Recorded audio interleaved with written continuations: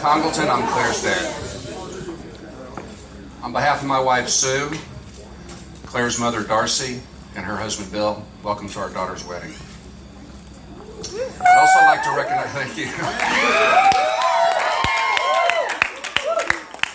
Where's Barbara and Shelley? Right there, sorry. I'd like to recognize Barbara and Shelley, Lou's mother, Barbara.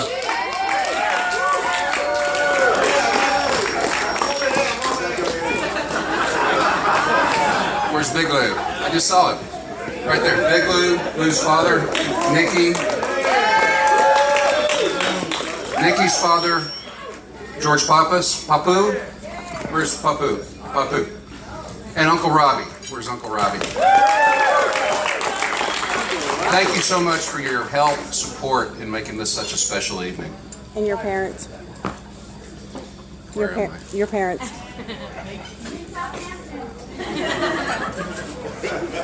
My mother and father are here also. Jay and Jerry back here.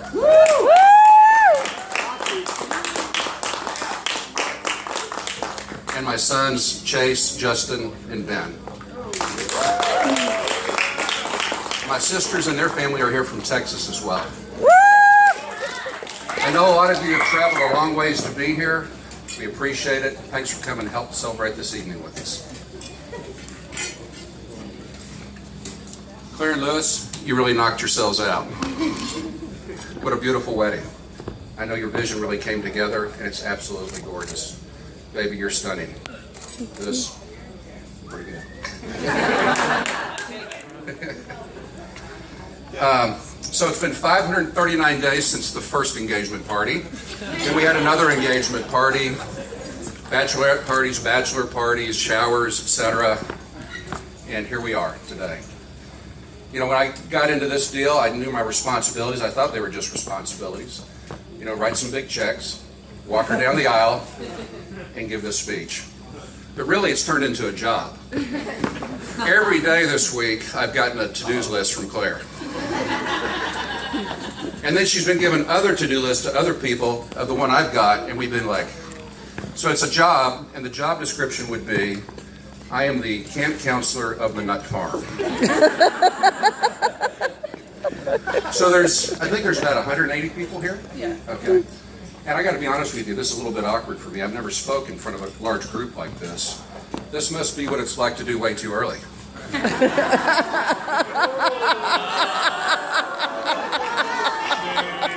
In fact, the whole audience might be here tonight.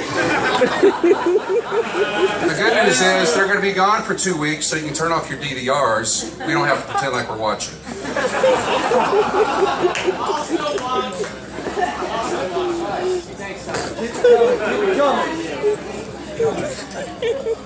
Okay. Bum. Claire, baby, you are so beautiful. It wasn't always that way, folks. Actually, to me, she's always been beautiful, but when she was young, she was quite the tomboy. I wanted to think of a word to describe Claire, and I thought, well, was she precocious? I've heard people talk about their child's precocious. So I said, okay, Google, define precocious. I was expecting stubborn, hard-headed, ornery, just wants to have fun. Instead, what I got was mentally advanced. And when I thought about that, and all the people that had used that word to describe their children, I said, they didn't know what it was. And now that I know, I can't use it on Claire. This is the early years. The only thing mentally advanced about Claire was she had no desire to mentally advance. Now, her brother Chase was precocious. Chase is 1 year and 2 weeks older than Claire. Is there anybody here that has an older sibling that's about a year older than you? Yes. Anybody? Okay. You know what you are? You're a product of your parents not thinking they could get pregnant because they were breastfeeding your older sibling. There she is.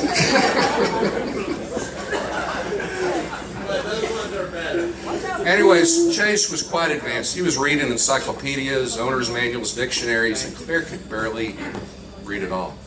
So Chase and I were going to Well, thank you. You might have done it because we sure didn't do it this day. Chase and I took her to my office, and we're going to teach her to read today. And we're working through the words, and we're frustrated. We're not making any progress at all. So I think, let's go back to one of the earlier words. And you remember this, Chase? It's bringing tears to your eyes, isn't it? Anyways, we go back, and the word is boat. So, Claire, how about this word? And she looks at it, and she looks at us for a little help, and we go, buh. Claire goes, buh, buh, buh, house. You've got to be kidding me. And I'm telling you, right then, with her sitting on my lap, I closed my eyes, and I just raised my hand to God, and I said, Lord, please just make her beautiful. There she is. Anyways, she takes that ornery stubbornness and around 8 or 9 transforms like overnight. I'm a rocket scientist, but I mean, she makes great grades. She becomes a scratch golfer. I'd put her golf swing up against anybody in this room. Definitely. She graduates at the top of her... She can kick Big Lou's ass. And Michael Rand. And Michael. She graduates at the top of her class in high school. She goes to A&M. That's just not big enough for her. She moves to New York, and she graduates from FIT with a marketing degree, summa cum laude. What a transformation, baby. I have one thing. She never even opened a book. I never saw her open a book once. She's that good. You don't have to. Anyways, we are so proud of you, baby. So proud. I thought about this day, the day she was born. And for you fathers that have a daughter, you maybe thought the same thing too. And I thought about it as she grew up, as you watch her progress. You always think about this day, and you think about her life, and how's she gonna turn out? What's it gonna be like? What's she gonna look like? And when you think about this day, you always have to think at some point, who's the guy? Who's the guy that's gonna come along and sweep her off her feet? Is he gonna love her? Is he gonna take care of her? Is he gonna lift her up? Is he going to be able to stand up to her? Good luck.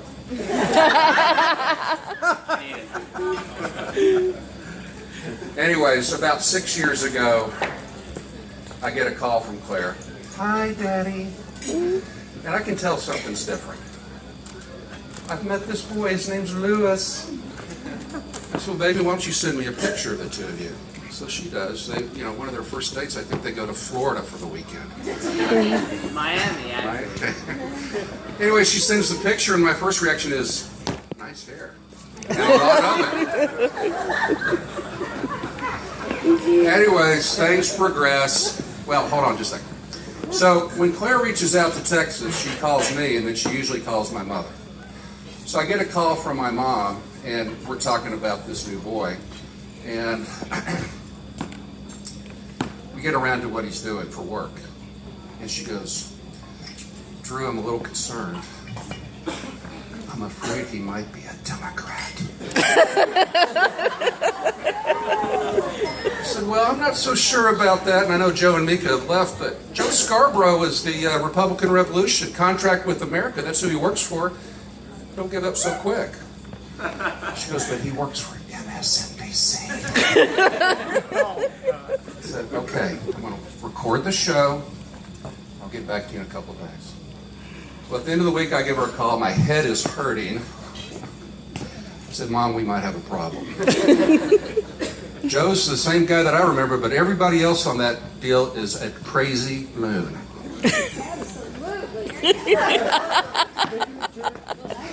All right. Anyways, that's where I am. Anyways, I said, if Claire loves him, I'm going to love him. And so is everyone else. So a couple months go by and I get a call. Hi, Daddy. I want to come home and I want to bring Lewis. So I said, well, do I need to put some money in your account for your ticket? Yes. How about for Lewis? No, he's got his own money. So Lewis shows up and everything goes really well. My sons are away at school or working, so they don't get a chance to write them off. I get to learn what a producer does. I had no idea. But when we pick them, I always pick them up at the airport. We go to lunch. And I've been told Lewis is dealing with something very important. He's going to have to break away for some phone calls. Well, I won't go into the details, but I finally figured out what a producer does. It reminds me of when I worked in the oil field. I was a roughneck, and right below that was a gopher. And what a gopher does is he goes for this and he goes for that. And that's what a producer does, I found out. Anyways, everything's going good. I can tell that my baby loves this boy. They seem to be very much in love. The next step is they got to go to my parents' house, and then I go, oh. Dear Lord, could you just with my mother and my father? Yes, Lord, I know. But anyways, Lewis did a great job. He let my dad win at pool. He listened to my mother's stories, some of which are true and some are not. Try to get you to buy an assault rifle. Assault rifle. That sounds like it. Anyways, I've been thinking about you for a long time, Lewis. Since the day she was born, before I knew who you were. I've been praying for you this whole time. People ask me, since I've told them what was going on for the last year and a half, I get two questions. Do you approve? And have you had the talk with them? Well, I always tell everybody, I say, if I could handpick a boy, a man, for my daughter, I would pick this young man. Yes.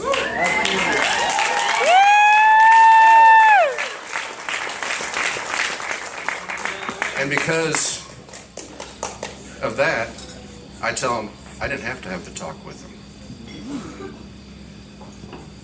He already gets it.